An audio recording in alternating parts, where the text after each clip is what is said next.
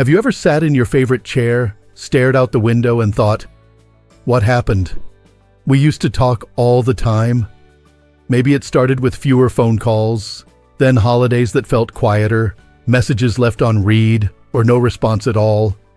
It's not that there was some big fight or dramatic goodbye, just silence, time passing without explanation. And in that silence, something else grows. Questions, doubts, maybe even guilt. You're not alone. No contact between parents and adult children is something more and more seniors are quietly living through, and yet so few talk about it openly. It's painful, confusing, and even shameful at times. But today, we're going to talk about it. Gently, honestly, and with compassion. Not just for your heart, but for theirs too. Because here's something most parents don't realize. Your child is also going through something during this time of no contact. It's not as simple as they cut you off and moved on. In fact, they're often on their own emotional journey, one with stages, shifts, and struggles. Just like you. Understanding this journey doesn't mean justifying hurtful behavior, but it can bring clarity, peace, and even healing, whether or not contact is ever restored. So today, let's walk together through the emotional path your adult child might be traveling during no contact. We'll explore the layers, the confusion, and maybe even the chances for growth on both sides. Let's begin with the first stage, internal conflict. When a child pulls away from a parent, it's rarely a decision made in a single moment. There's often a long stretch of emotional buildup behind the silence. Maybe it was years of feeling unheard, misunderstood, or hurt, real or perceived. Maybe it was one moment that triggered it. Either way, even when they stop calling, their mind doesn't stop talking. In the early days of no contact, they're often wrestling with guilt, relief, anger, and grief all at once. They might tell themselves, "I just need a break," while feeling secretly unsure if they've done the right thing. It's a complicated storm, not a clean break. And that storm brews in silence, away from your eyes. But it's there. During this time, they may be testing emotional boundaries they've never dared to set before. For many adult children, stepping back feels like betrayal, even if they believe it's necessary. They may be thinking of you daily, replaying memories, struggling with decisions, or even crying themselves to sleep. But because the contact is broken, you don't see this part. All you feel is distance. As a parent, your first instinct may be to reach out, fix things, or explain yourself. That's natural. But what if, instead, you used this time to pause and reflect too, not out of blame, but out of courage? The courage to sit in discomfort, to ask yourself tough questions, and to be open to personal growth, even in your later years. That's not weakness. That's wisdom. Now, as their internal conflict simmers, they move into something even harder: emotional protection. In this stage, they start to build mental walls, not to punish you, but to protect themselves. Maybe they feel overwhelmed by past conversations that always ended in arguments. Maybe they fear being pulled back into old roles they've outgrown. Or maybe they're trying to unlearn things they grew up with, ways of coping, reacting, or thinking that no longer serve them. So they pull away not just from you, but from who they were around you. This is hard to hear, I know. But it doesn't mean you're a bad parent or that everything was wrong. Every generation tries to do better than the last, and sometimes that effort requires space. They might not know how to heal and stay close at the same time. During this stage, they may be rewriting their story in their minds, deciding what was harmful, what was just tough love, what they misunderstood. And sometimes they get it wrong. That's the painful part. Memory is messy. Emotion filters fact. And without conversation, assumptions grow. But here's where your power comes in. Not to chase them, not to argue with their version of events, but to become your own safe place. to examine your own life with honesty, to offer yourself the forgiveness you've long denied, and maybe even, when the time is right, to extend that forgiveness to them too. As emotional protection settles in, something surprising starts to happen. Your absence begins to echo. At first, silence is a shield, but over time, it becomes a mirror. They begin to notice the space where you used to be, not just physically, but emotionally. The jokes, the traditions, the odd little things only a parent would say. It shows up when they're sick and wish someone would fuss over them, when they get good news and instinctively want to call home, or when they walk through something hard and miss the grounding comfort of your voice. This stage isn't always obvious. They may not reach out. They may not even realize what's happening. But that inner shift, that flicker of missing you, is a powerful step. Here's the tricky part. When they start to miss you, it doesn't always mean they're ready to return. Sometimes it just means they're human. Grief and longing don't follow logic. They're not linear. They rise and fall like tides. And here's where your own strength shines. Because when your absence begins to echo in their heart, you don't need to do anything loud or dramatic to remind them who you are. In fact, your quiet grace, your dignity, your commitment to peace, that speaks louder than any message ever could. That brings us to a place of potential and pain. It's the stage of questioning the silence. This is the point where they begin to ask themselves, have I been gone too long? Would they even want to hear from me now? What if they've moved on without me? The child who once needed distance now wonders if the door is still open. But pride, fear, and unhealed wounds can keep them frozen. You may not see any signs from the outside, but inside they're quietly wondering if reconciliation is possible, or if the damage is done. And here, once again, your role isn't to chase them down or send guilt-laced messages.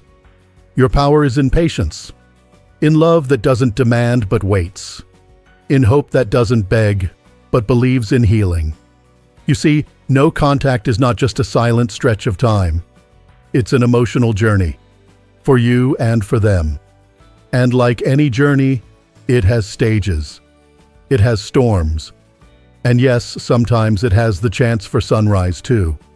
Now that we've walked through the early stages, the internal conflict, the need for emotional protection, the echo of your absence, and the quiet questioning of silence, it's time to look even deeper into what your child might be experiencing as more time passes in this season of no contact. This next stage is subtle, but powerful. It's when your child starts to do something they may have been avoiding for a long time, reflecting on their part in the story. At first, during no contact, most of the emotional energy goes toward remembering how they felt wronged. That's a very human place to start. When someone pulls away, it's usually to protect themselves. But after enough time and distance, the mirror turns, and they begin to examine their own role. They might begin thinking back to how they reacted in arguments, the harsh words they said, the good moments they forgot. They might even remember times you showed love or tried your best, and they missed it because they were too focused on their own pain. This reflection doesn't always happen with tears or dramatic revelations. It often shows up quietly, in a conversation with a friend who's struggling with their own parent, in a moment of solitude when they recognize they may have been unfair, in a story they tell about you that suddenly brings unexpected emotion. This stage is where a little humility starts to grow. And with humility comes a new kind of weight. Not the guilt they felt in the beginning, but something gentler, more mature. It's the weight of understanding. The weight of seeing you not just as mom or dad, but as a full human being who had your own wounds, your own parents, your own history to carry. They begin to see you not through the lens of childhood expectations, but through the eyes of an adult. And that shift, when it happens, can change everything. But this kind of reflection takes time. sometimes years. And while they're moving through it, something else begins to stir. Curiosity about you as you are now. They start to wonder how you're doing. Are you okay? Have you changed? Do you think about them? Would you even want to hear from them? This curiosity is often quiet and private. They might look you up on Facebook or ask a cousin how you're doing. They may see a photo, read an old birthday card, or replay a voicemail they never deleted. And through that curiosity, they might begin to soften. It's important to know, this curiosity is not always about coming back. Sometimes it's just a step toward humanizing you again in their heart. But that's a vital step. Because reconnection can't happen until the story in their mind shifts from, "You hurt me," to, "Maybe there's more to understand." This stage is where many parents feel the strongest urge to break the silence. Maybe you sense that they're thinking of you. Maybe someone tells you, "I heard they asked about you," and it makes you want to pick up the phone or write a letter and say, "Let's fix this." But here's the thing. Just because they're curious doesn't mean they're ready. Rushing in too fast can send them right back into emotional protection mode. The walls go back up. The silence becomes even heavier. That's why your patience is so powerful. Your stillness says, "I'm here when you're truly ready." But I'm not forcing you. In that quiet space, something else can finally begin to unfold. The possibility of reconnection. This isn't a decision they make quickly. It's more like tiptoeing across a fragile bridge. They may write a message and delete it. Hover over your number, but never press call. Ask a sibling if you've said anything about them. Test the waters. The fear of being rejected, of you being angry, bitter, or indifferent, can be paralyzing. They might think, "I caused too much pain. Maybe they're better off without me." That fear is what keeps so many adult children stuck in silence far longer than they need to be. And here, your past reactions matter more than you know. If you used to respond with anger or shame, they might assume you'll still be that way. But if you've shown calmness, respect, and self-awareness, those things plant seeds of hope. Seeds that say, "Maybe we could talk again. Maybe it won't end in yelling or blame." So if you sense your child is inching toward you, take care with your tone. Respond like someone who's been listening, not just waiting. Let go of the need to be right. And if they don't reach out yet, trust the process. You're still doing the right thing by growing your peace and your patience. And now, after all the emotional swings and silent contemplation, we reach a stage that's both delicate and sacred. The moment of decision. Your child, standing on the edge of that silence, has to ask themselves, "Do I step back into this relationship? Do I risk it?" They might journal. They might cry. They might talk to a therapist or a trusted friend. And in that vulnerable space, they try to imagine what it would be like to hear your voice again, to sit across from you, to say the things they've rehearsed in their minds 1,000 times. Some will make the call. Others will write a letter. A few might simply show up. But many, far more than you know, will stop just short of action, paralyzed by the fear that it's too late. This is where your quiet courage matters most. You don't need to chase them down, but you can create an atmosphere of invitation. Keep the porch light on, in your heart, maybe in real life too. Reconnection, when it happens, won't be perfect. It'll be awkward, emotional, maybe even disappointing at first. But that's okay, because real love is never about perfection. It's about presence. And your presence, your willingness to show up without bitterness or blame, is what gives reconciliation a real chance to bloom. And if they don't come back, if they choose not to reach out, then you hold your head high. Not with anger, but with peace, because you did the work. You walked the hard road. You chose understanding over resentment. And that choice, That quiet, unseen choice is what makes you the parent they'll one day remember with love, even if they never say it out loud, because even silence carries memory. And your strength, your grace, your love, they linger, they echo, they matter. By now, we've explored many of the unspoken truths behind no contact. The emotional roller coaster your child might silently go through, the doubts, the distance, and maybe, just maybe, the slow rebuilding of understanding. But we're not quite finished yet. There are still moments ahead that can shift everything, for them and for you. There's one stage many parents don't see coming, and yet it changes the shape of the silence. It's the longing for resolution. After all the inner battles, fear of rejection and second-guessing, your child may reach a point where they simply want peace. Not necessarily reunion, not even full reconciliation. Just peace. Closure. Clarity. Some way to lay down the burden they've been carrying. This longing often begins quietly, in the heart. It might be triggered by a life event, becoming a parent themselves, going through illness, losing a loved one, or just realizing that time isn't endless. They start to see things differently. Their definition of family starts to expand again, and the pain that once kept them away now begins to feel heavier than the pain of reaching out. But here's where it gets tender. Many adult children don't know how to find resolution. They may fear saying the wrong thing. They may not even be sure what they want the relationship to look like anymore. They just know they don't want to keep holding on to pain. That's where your quiet presence, the one you've worked so hard to preserve, can mean everything. Because when your child starts hoping for peace, they're not looking for a lecture or an explanation. They're looking for warmth, for safety, for some proof that they can take a step without it all collapsing again. You don't have to have the perfect words. You just have to be steady. If you're ever faced with that opportunity, a message, a visit, a birthday card that feels like a soft opening, take it slowly. Meet it with gentleness. Thank them for reaching out. Let them know you're listening.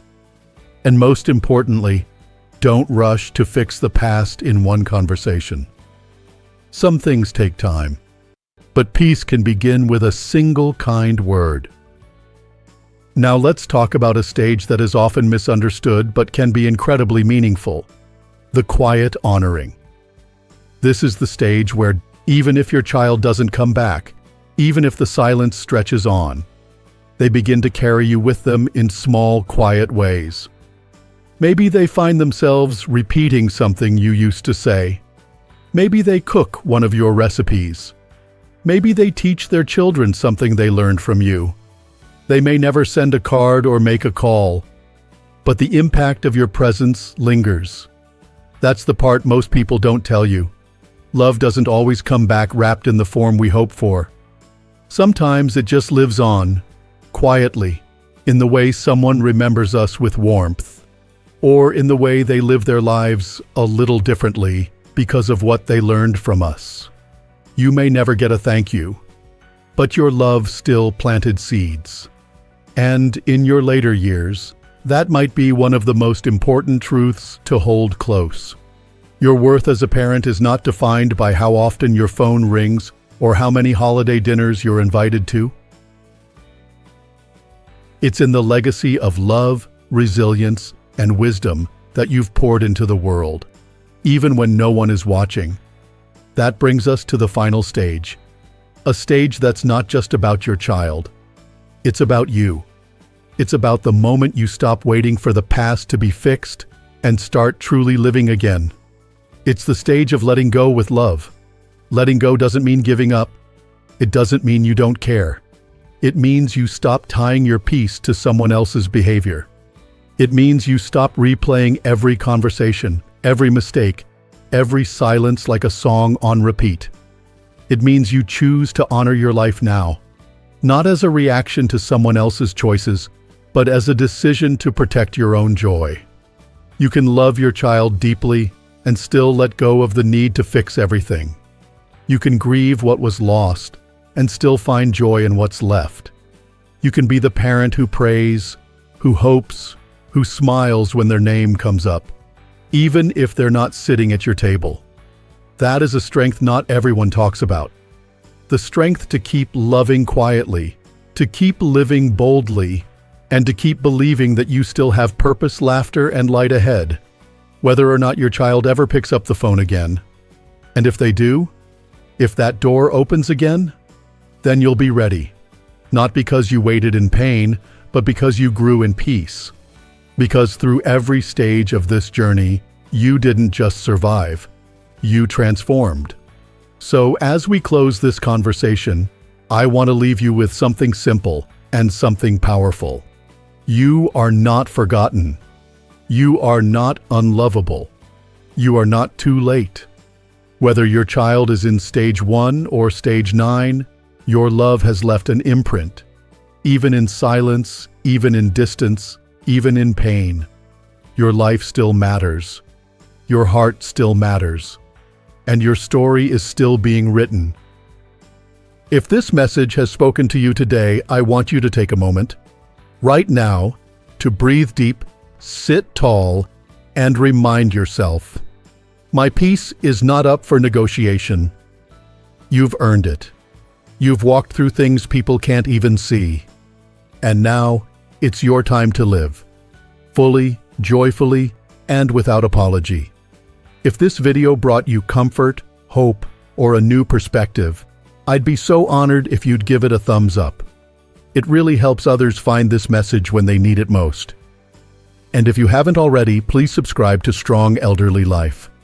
This channel is here to walk with you, to offer wisdom and encouragement, and to remind you that aging is not the end of your story. It's the beginning of a beautiful new chapter. We'd love to hear your voice in the comments. Whether you're in contact with your kids or not, whether you've found peace or are still looking for it, your story matters. And it just might help someone else feel less alone. So here's to you, the strong, the soft, the steady, the parent who keeps showing up with heart, even when it hurts.